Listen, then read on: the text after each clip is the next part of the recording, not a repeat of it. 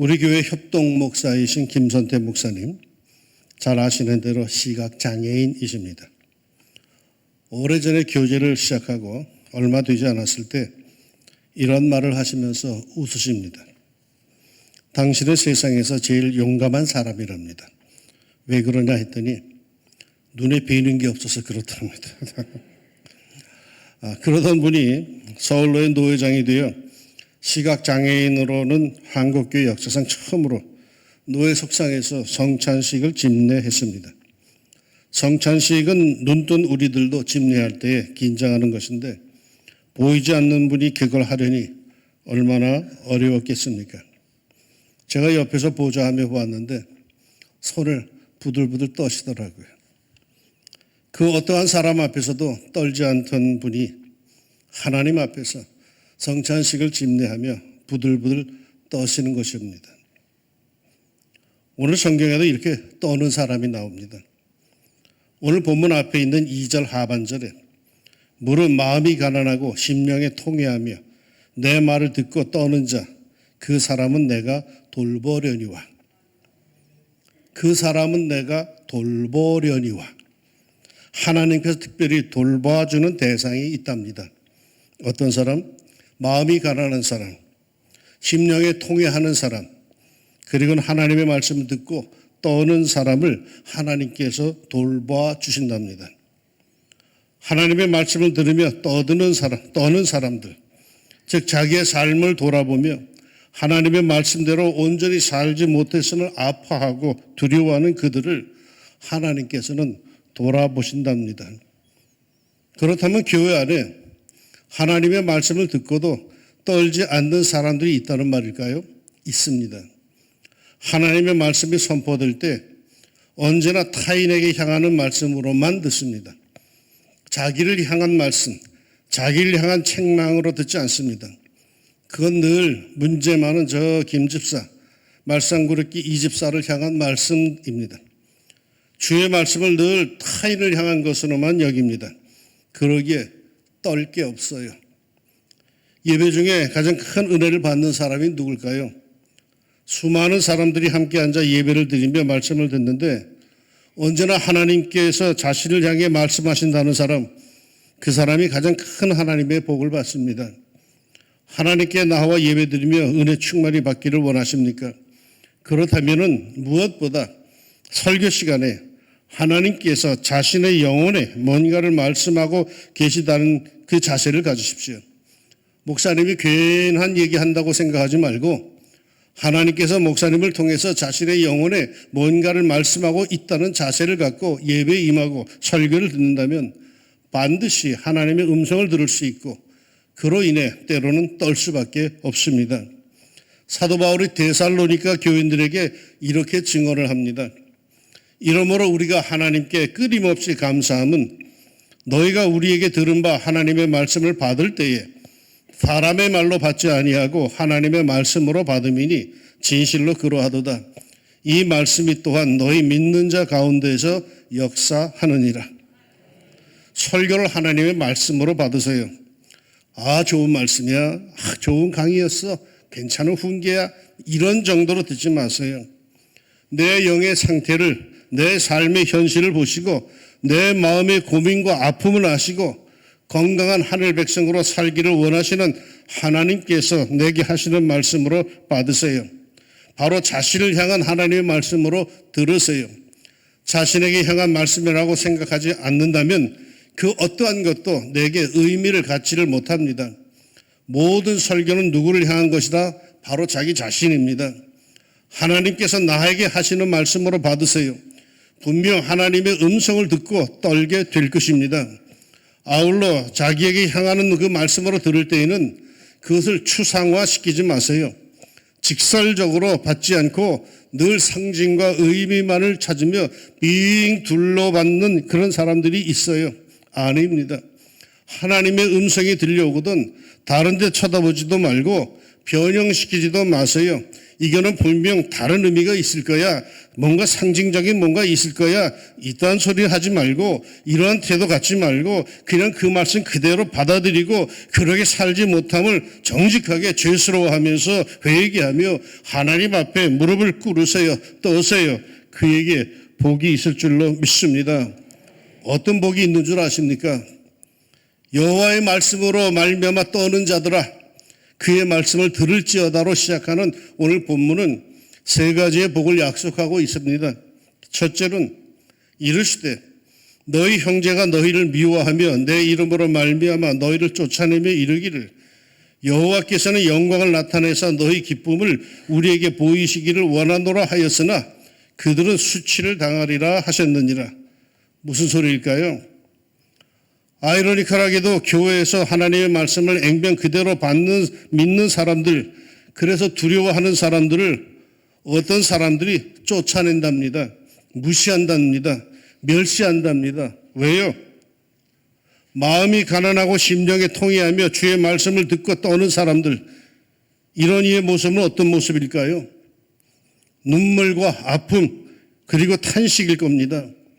늘 하나님의 전에 나와서 예배하며 기도하며 눈물이 앞을 가리는 사람일 겁니다. 주시는 말씀으로 인해서 마음이 떨리고 아파서 견딜 수 없는 사람일 겁니다. 그래서 때로는 도무지 참을 수가 없어서 소리내어 울며 기도하는 사람일 겁니다. 그런데 어떤 교인들이 이를 보고서는 시끄럽다, 점잖지 못하다, 교양이 없다 하면서 그런 일을 쫓아낸다는 겁니다. 우리 교회는 그런 교회가 아니에요 하면서 하나님의 영에 감동되어 우는 사람을 보고 수근거리고 심지어 노골적으로 비난하며 그를 부끄럽게 만든다는 겁니다. 말씀의 은혜를 받고 두려워하는 사람을 보고서는 뭘 그런 걸 갖고 하면서 우습게 여긴다는 겁니다. 자신을 향한 하나님의 말씀에 두려워 떠는 사람을 부끄럽게 만든다는 겁니다. 그러나 하나님께서는 도리어 그들에게 수치를 당하게 하시겠답니다. 사람들은 하나님의 말씀에 두려워 떠는 사람을 무시하고 천시해도 도리어 하나님께서는 그들의 편이 되어 주시겠다라는 것입니다. 하나님은 완벽한 이의 하나님이 아니십니다. 겸허한 자, 통회하는 심령, 마음이 가난한 사람, 사회가 모두 하찮게 여기는 그런 사람들의 하나님이 되어 주십니다. 하나님의 기꺼이 그들의 편이 되어 주십니다. 그러므로 사람들의 평가와 눈총을 두려워하지 말고 하나님 앞에서 진실함과 겸허함과 눈물과 두려움으로 이 복을 누리시기를 축원합니다. 둘째로요, 말씀에 두려워 떠는 사람들은 자손들이 많아질 것이라고 축복을 하십니다. 시온은 진통을 하기 전에 해산하며 고통을 당하기 전에 남아를 낳았으니 이러한 일을 들은 자가 누구이며 이러한 일을 본 자가 누구이냐. 나라가 어찌 하루에 생기겠으며 민족이 어찌 순식간에 태어나겠느냐. 그러나 시온은 진통하는 즉시 그 아들을 순산하였도다. 우리가 하나님께 예배하며 선포되는 말씀에 두려워하고 떨면은 하나님께서 그 쩔쩔매는 우리에게 복을 주사 고통 없이 자손들이 많아지게 할 것이랍니다. 그런데 자손들이 많아진다는 게 뭘까요? 실제로 태 열매를 풍성히 주시겠다는 뜻이겠죠. 그런데 말이죠, 자손이 많아진다는 것은 풍성함의 복이 임할 것이라고 하는 성경적 표현입니다. 그 옛날에 다사는 복 중에 복이었습니다. 보라, 자식들은 여호와의 기업이요 태 열매는 그의 상급이로다. 젊은 자의 자식은 장사의 수중의 화살 같으니 이것이 그의 화살통에 가득한 자는 복되도다. 사랑하는 여러분, 하나님의 말씀 앞에 떠는 심령으로 예배드리며 하나님께서 돌아보시는 풍성함, 그것이 태의 열매이든 기업의 열매이든 삶의 열매이든 풍성한 삶이 되기를 주의 이름으로 축원합니다. 마지막으로 10절 이하 이렇게 나옵니다. 예루살렘을 사랑하는 자들이여 다 그 성읍과 함께 기뻐하라.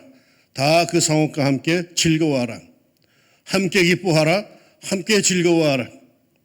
말씀의 은혜를 받으며 우는 사람들, 두려워 떠는 사람들, 늘 울기에 복이 없을 것 같은 사람들에게 실상 어떤 일이 생긴다? 다 그 성읍과 함께 기뻐하라. 다 그 성읍과 함께 즐거워하라. 모두가 기뻐하고 즐거워할 일이 생긴답니다. 늘 울어서 별 볼 일 없을 것 같은데 도리어 기쁜 일들이 그 사람에게 그의 인생에 생긴답니다.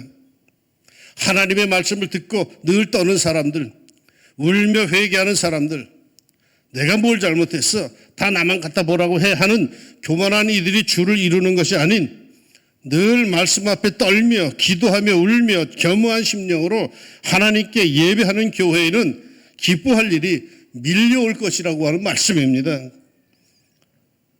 제가 이제 은퇴한다고 선언을 해놓고 자꾸 뒤를 돌아보게 되더라고요.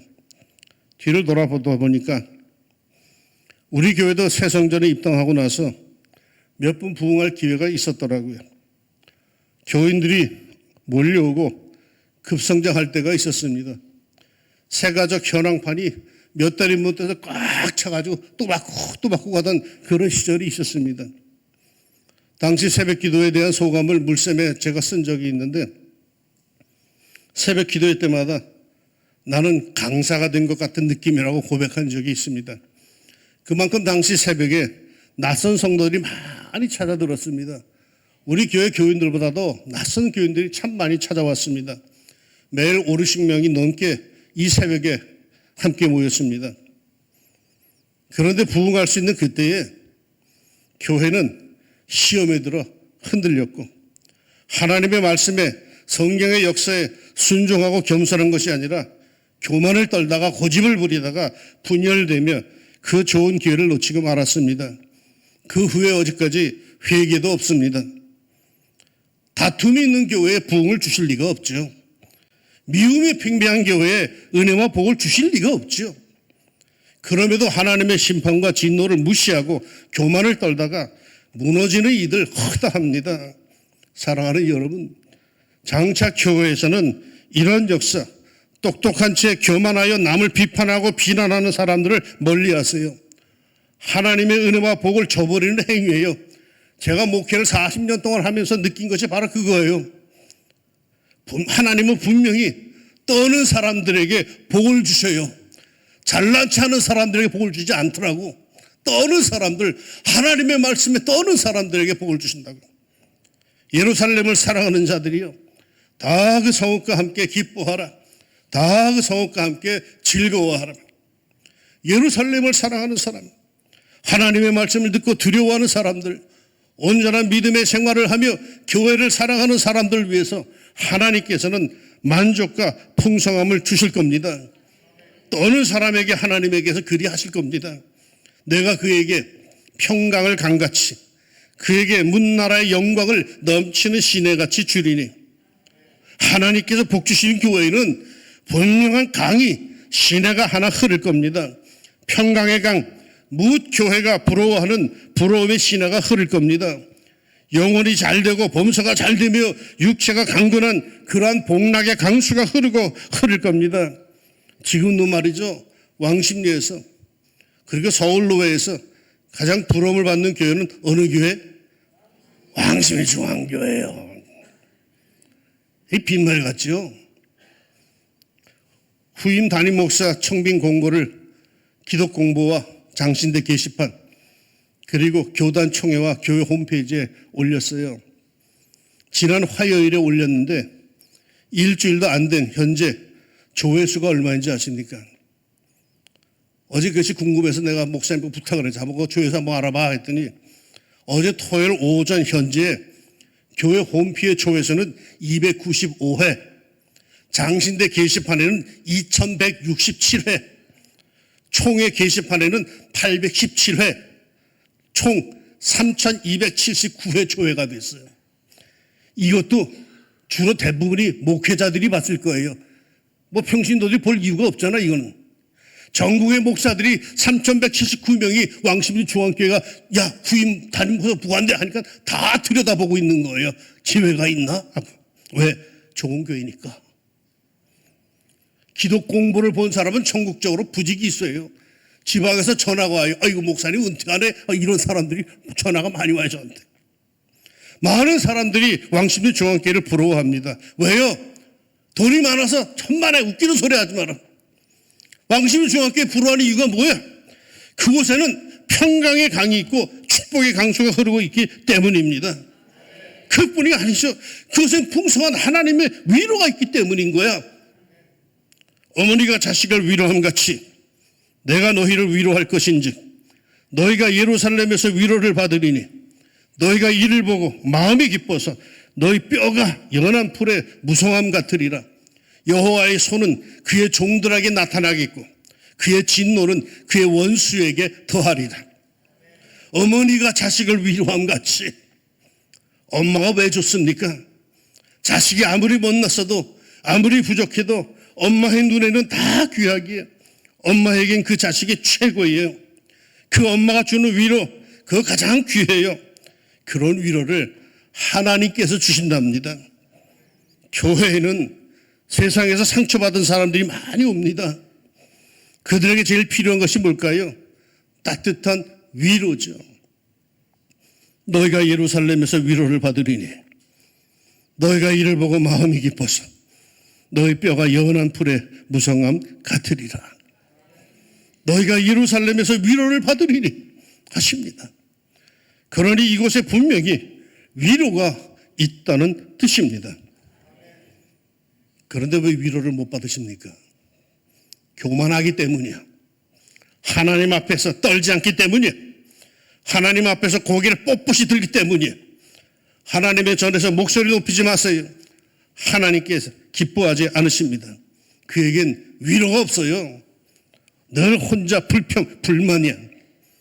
너는 하나님 앞에서 함부로 입을 열지 말며 급한 마음으로 말을 내지 말라. 하나님은 하늘에 계시고 너는 땅에 있음이니라. 그런즉 마땅히 말을 적게 할 것이라. 무릇 마음이 교만한 자를 여호와께서 미워하시나니 피차 손을 잡을지라도 벌을 면하지 못하리라. 그러나 더욱 큰 은혜를 주시나니 그러므로 일렀으되 하나님이 교만한 자를 물리치시고 겸손한 자에게 은혜를 주신다 하였느니라. 하나님 앞에서 겸손하세요. 제발 앞으로 신앙생활 계속 여러분들 해나가실 텐데 이 교회에서 하나님 앞에서 겸손하세요. 겸손하게 두려워 떨 때에 성령의 따뜻한 위로가 임할 줄로 믿습니다. 위로를 받으면 어떤 일이 생길까요? 위로를 받으리니 너희가 이를 보고 마음이 기뻐서 너희 뼈가 연한 풀의 무성함 같으리라.